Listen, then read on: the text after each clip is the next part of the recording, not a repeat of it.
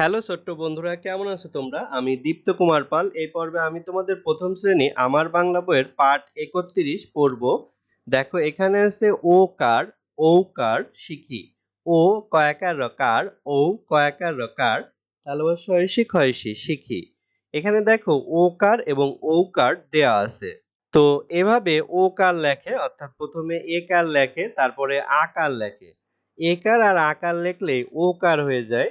তারপরে দেখো এখানে একার লেখে এবং আকারের উপরে একটি উড়নি দিয়ে দিতে হয়, তাহলে এই ২ টা মিলে কি ঔকার হয়ে যায়। তাহলে এভাবে ওকার এবং ঔকার দিয়ে আমরা বিভিন্ন শব্দ লিখে দেখাবো। দেখো এখানে এই মেয়েটি তার হাত চোখের দিকে নির্দেশ করেছে। এখানে লেখা আছে চোখ। চওকার খ চোখ, এখানে কিন্তু ওকারের প্রয়োজন হয়েছে। ওকার এখানে লেখা আছে, এভাবে তোমরা হাত ঘুরিয়ে সুন্দর করে ওকার লিখবে। তারপরে দেখো এখানে আমরা পালতোলা নৌকা দেখতে পারছি। ৩ টা নৌকা আছে এখানে। তো দন্তের নৌকার কয়াকার নৌকা, এখানে ঔকার প্রয়োজন হয়েছে নৌকা শব্দটি লিখতে। এভাবে ঔকার তোমরা হাত ঘুরিয়ে সুন্দর করে লিখবে এবং প্র্যাকটিস করবে।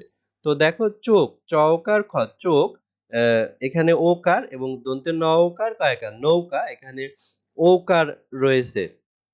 তো আশা করি তোমরা এই কার চিহ্ন ২ টি পড়তে পেরেছো এবং শব্দে ব্যবহার করতে পারবে।